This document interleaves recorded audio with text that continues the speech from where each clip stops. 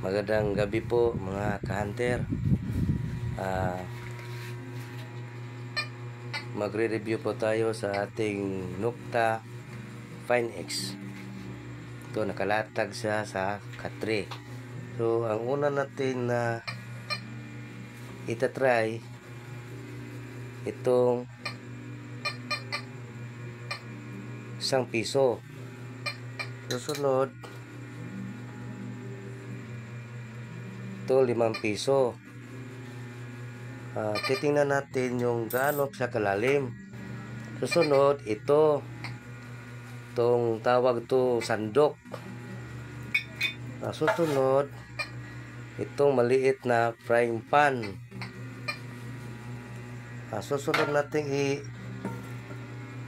i-air test ito malaking frying pan, metal siya. Tapos ang isusunod natin itong level bar. So unahin na to, naglagay ako dito ng steel tip. So unahin na to yung ₱1 kung hanggang daan siya.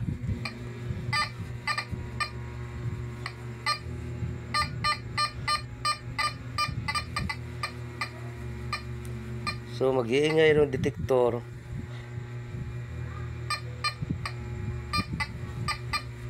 Mga 11 inches.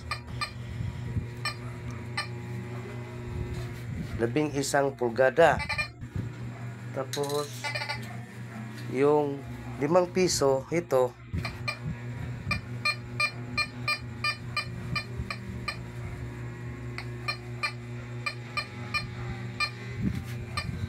mga 14 pulgada, 14 inches. Tapos ang isusunod natin yung sandok. Ayun.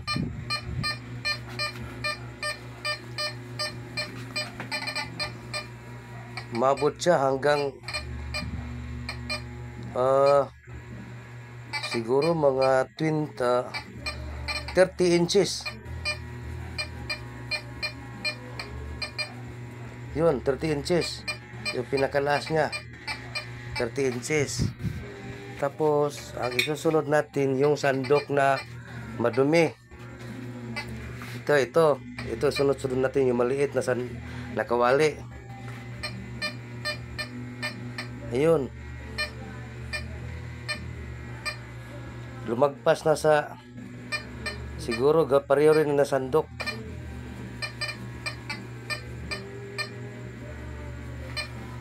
Tapos ang isusunod natin yung kawali na malaki. Ito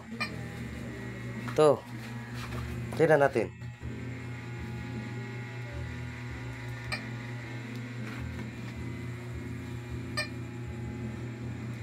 Ayaw.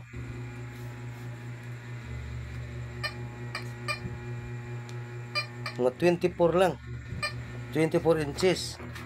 Mas malakas yung itong kawali. Kasi nalagay ko sa field yung kuan. Yung settings. Ito kawali maliit. Malakas sa tumunog. Oo, tingnan nyo. Mga 30. Tapos i-testing natin yung may kutsara ako dito. Ito stainless to.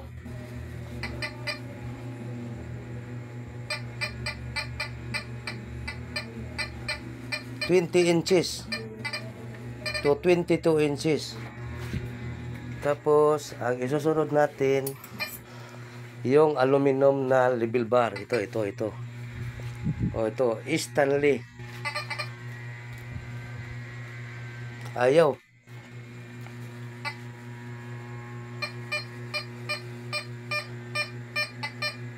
Ito 16 to 18 inches.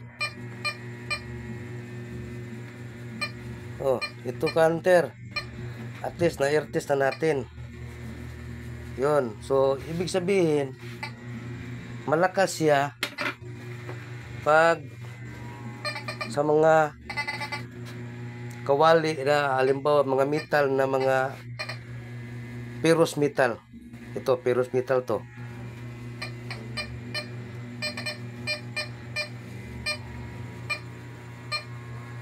Huwag nyo na lang pansinin yung walis. O, tingnan nyo yung kuhan. Hindi makikita kasi. Yan, 24. Dilagay ko yung Mitrosan sa 24. 60 cm. Yun. Mula doon sa plato ng Nokta Fine X, nilagay ko ang ulo ng Mitrosan sa 24. Yun.